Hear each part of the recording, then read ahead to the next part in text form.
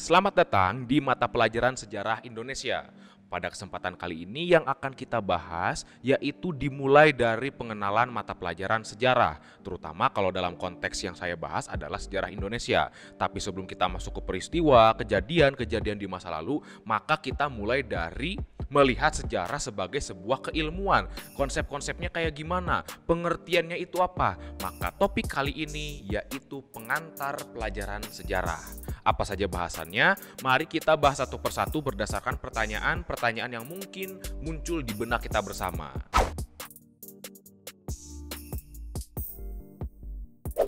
Apa itu sejarah? Sejarah itu dalam pengertian yang paling sederhana adalah kejadian di masa lalu. Tapi kan karena di sini yang kita gunakan adalah sejarah sebagai sebuah mata pelajaran yang didasarkan kepada keilmuan sejarah itu sendiri.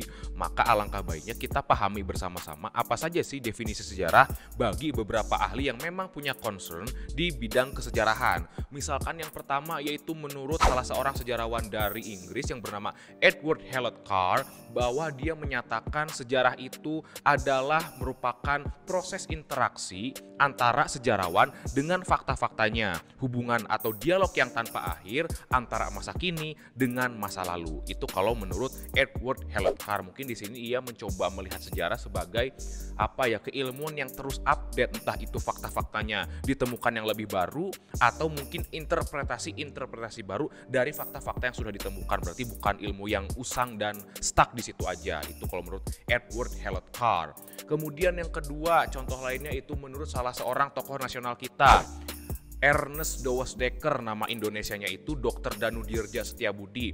Ia menganggap bahwa sejarah itu bukan hanya sekedar mencari fakta di masa lalu, fakta-fakta sejarahnya, tetapi juga mengambil makna di balik fakta-fakta itu. Berarti di sini mungkin Dr. Setiabudi ingin menekankan bahwa belajar sejarah bukan hanya untuk memahami peristiwanya, tetapi juga apa nih nilai-nilai luhur yang bisa kita petik sebagai manusia masa kini untuk kehidupan sekarang maupun kehidupan yang akan datang, misalnya begitu.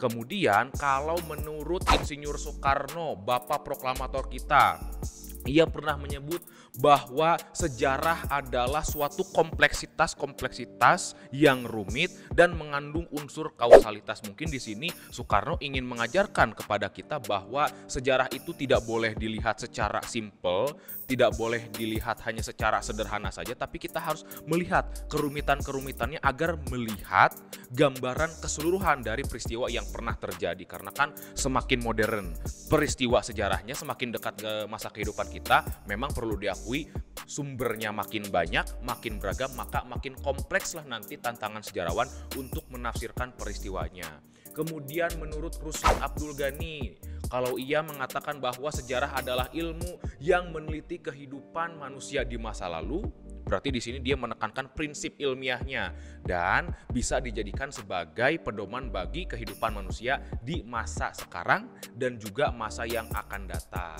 Kemudian satu lagi nih, menurut salah seorang sejarawan dari Inggris juga yang bernama Alfred Leslie Rose, ia mengatakan bahwa sejarah itu adalah kelompok sejarah adalah tentang kelompok masyarakat, kemudian ceritanya termasuk proses bagaimana ia menjadi seperti itu sebagaimana yang peristiwa ceritakan. Berarti di sini sejarah mungkin memancing kita untuk memahami segala sesuatunya berdasarkan latar belakang. Mungkin itu juga termasuk bagaimana kita menghadapi seseorang yang mungkin gak kita suka-suka amat. Tapi intinya dari semua itu bisa kita garis bawahi bahwa sejarah adalah peristiwa masa lampau, artinya dia sudah terjadi, bukan lagi terjadi pada masa sekarang, dan peristiwa masa lampau itu bisa kita jadikan sebagai pedoman, bisa kita petik nilai-nilainya, kebijaksanaannya untuk kita gunakan pada masa kini dan juga masa yang akan datang. Itu ya.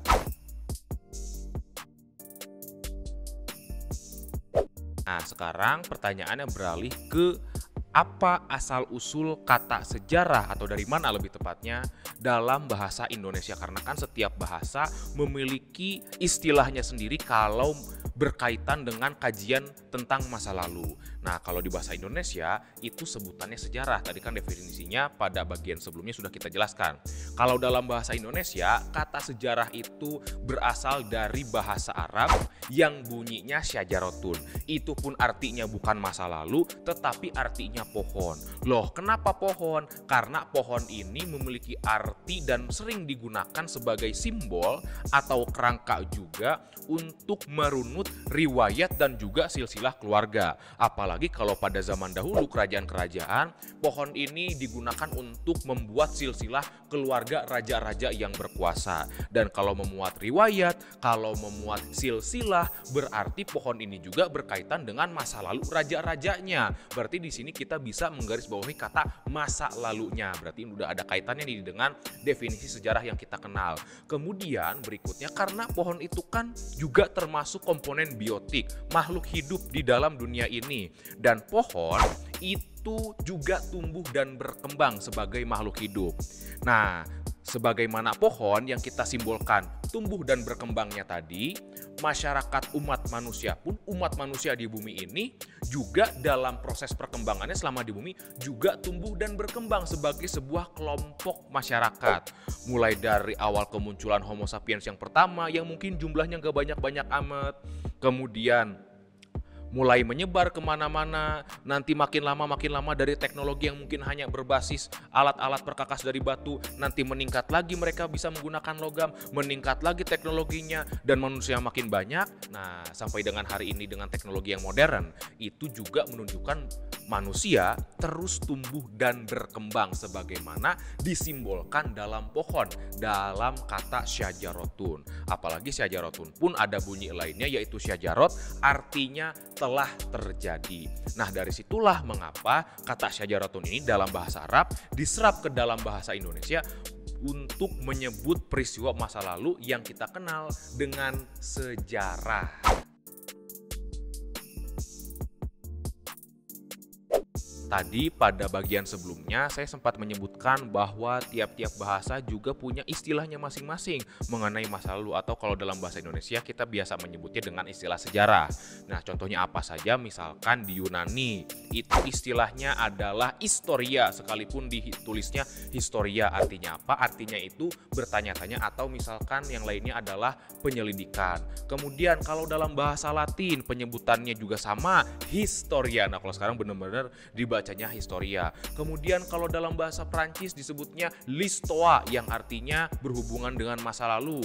Kemudian kalau dalam bahasa Spanyol yaitu el historia yang artinya sebuah kisah. Kemudian kalau di Rusia karena diserap dari bahasa Yunani, historia sama artinya yaitu bertanya-tanya. Kemudian kalau bahasa Inggris pasti teman-teman sudah familiar yaitu history yang artinya ya sejarah kalau dalam bahasa Indonesia. Kemudian kalau bahasa Jerman, nah ini udah mulai beda nih, yaitu Geschichte yang artinya telah terjadi. Mirip-mirip lagi tetangganya Jerman yaitu Belanda, bahasa Belandanya sejarah yaitu Geschiedenis, sama artinya yaitu telah terjadi dengan bahasa Jerman tadi. Kemudian kalau di Turki misalkan artinya atau penyebutannya adalah tarik yang artinya penanggalan. Kemudian kalau dalam bahasa Arab yaitu al-Qasas yang artinya ya sejarah. Walaupun di sini mungkin di Arabnya sendiri juga populer penggunaan istilah tarik. Kemudian kalau di bahasa daerah yang saya tahu, misalkan kalau yang berhubungan dengan sejarah ya, di bahasa Jawa yaitu babad yang artinya menerangkan. Makanya kalau kitab-kitab kuno yang berasal dari Jawa itu disebutnya dengan babad, entah itu babad Tanah Jawi, babad Sultan Agung, babad Mangir dan sebagainya, selalu berawal dengan babad karena isinya adalah penerangan tentang kisah-kisah di masa lalu. Kemudian kalau dalam bahasa Melayu misalkan, kalau bahasa Melayu itu disebutnya hikayat yang artinya ya kisah aja gitu. Makanya kan kitab-kitabnya pun berawal dari kata hikayat, misalnya hikayat Raja-Raja Pasai. Nanti kalau kalian sudah masuk bahasan mengenai kerajaan-kerajaan Islam di Nusantara. Kemudian kalau di Minang beda lagi disebutnya Tambo. Nah, kalau di bahasa Sunda yaitu yang saya tahu ya disebutnya dengan istilah Sasakala. Nah, itu ya berbagai penyebutan sejarah dalam bahasa yang berbeda-beda, entah itu bahasa asing yang tadi saya sebutkan ataupun di dalam bahasa daerah yang saya tahu.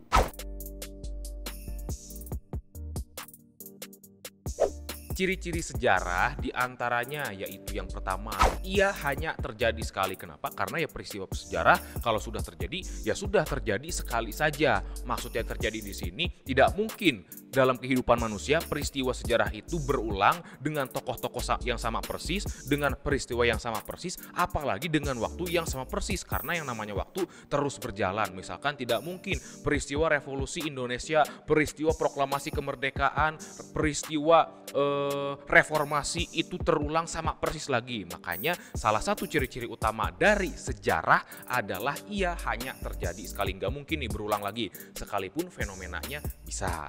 Kemudian yang kedua yaitu sejarah bersifat unik. Maksudnya unik apa? Tentu tiap satu masyarakat dengan masyarakat lainnya, tiap satu negara dengan negara lainnya, tiap satu bangsa dengan bangsa lainnya punya masa lalu, punya sejarahnya masing-masing yang berbeda satu sama lain. Walaupun mungkin kalau dikaji ada kemiripan-kemiripan ya, tapi kan pada prinsipnya tiap negara punya sejarahnya masing-masing, tiap bangsa punya sejarahnya masing-masing. Ya dalam kehidupan pribadi pun masa lalu kita juga berbeda-beda kan. Nah itu ciri kedua dari sejarah bersifat unik. Kemudian yang ketiga, sejarah itu menimbulkan perubahan. Tiap detik dalam kehidupan umat manusia, tiap menitnya, tiap sentimeter tempat yang pernah disinggahi oleh manusia di muka bumi ini, tentu itu menjadi bagian dari waktu yang sudah berlalu. Nah, disinilah tidak mungkin setiap detik dan sentimeter itu terekam dan tersisa jejak masa lalunya. Makanya yang tercatat dalam sejarah tentunya adalah peristiwa-peristiwa, pengalaman-pengalaman umat manusia yang dianggap menimbulkan perubahan kehidupan manusia kebanyakan. Contoh misalkan, kenapa peristiwa proklamasi kemerdekaan itu tercatat dalam sejarah? Ya karena itu mengubah kehidupan bangsa Indonesia yang semula bangsa terjajah menjadi bangsa yang merdeka. Kemudian kenapa masa lalu kita salah satunya adalah zaman kerajaan-kerajaan Hindu-Buddha? Ya karena di masa itu, karena sudah terjadi, itulah salah satu komponen yang membentuk bangsa Indonesia masa kini. Kenapa budayanya kayak begini? Kenapa banyak istilah Sanskerta yang diserap dalam bahasa Indonesia? Kenapa ada saudara kita yang beragama Hindu di Bali sana? Berarti di sini peristiwa sejarah itu yang tercatat, peristiwa masa lalu ya maksudnya adalah peristiwa-peristiwa yang memang merubah atau menimbulkan perubahan dalam kehidupan umat manusia. Dan yang terakhir, yang keempat, yaitu bersifat abadi. Loh, kenapa abadi? Bukannya manusia itu fana, tidak ada yang abadi. Di sini bukan usia manusianya secara biologis, tetapi yang namanya peristiwa sejarah, selama ia itu tercatat, terus diajarkan, terus dituturkan kepada generasi berikutnya, yang salah satunya yaitu adalah diajarkan di sekolah, maka kisah sejarah itu akan terus abadi. Makanya nih, sejarah bangsa kita ini bisa terancam keabadiannya kalau misalkan itu tidak kita pahami, tidak kita teruskan ke generasi-generasi berikutnya. Dan disitulah peran kita untuk mengabadikan sejarah umat manusia secara umum dan juga sejarah bangsa Indonesia secara khusus.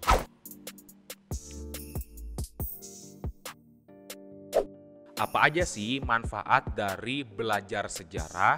Ini saya coba rangkum, sudah saya identifikasi dari pengalaman-pengalaman saya pribadi dan juga apa yang saya lihat dari kawan-kawan saya yang juga sama-sama kuliah sejarah gitulah ya. Nah, yang pertama apa? Manfaat dari belajar sejarah, ia tidak bersifat dogmatis. Loh, kok tidak dogmatis? Dan maksud dogmatis itu apa sih? Jadi dogmatis itu adalah apa ya? Suatu gagasan, suatu ide, suatu kepercayaan itu ditelan secara mentah-mentah, mau baik mau buruk pokoknya patuhi, terima secara mentah-mentah. Nah, kalau sejarah karena ia tidak pernah punya versi yang tunggal, maksudnya di sini mungkin kalian pernah mendengar bahwa dalam suatu peristiwa sejarah nih, misalkan contohnya peristiwa gerakan 30 September ada versi A, versi B, versi C dengan sudut pandang yang berbeda-beda.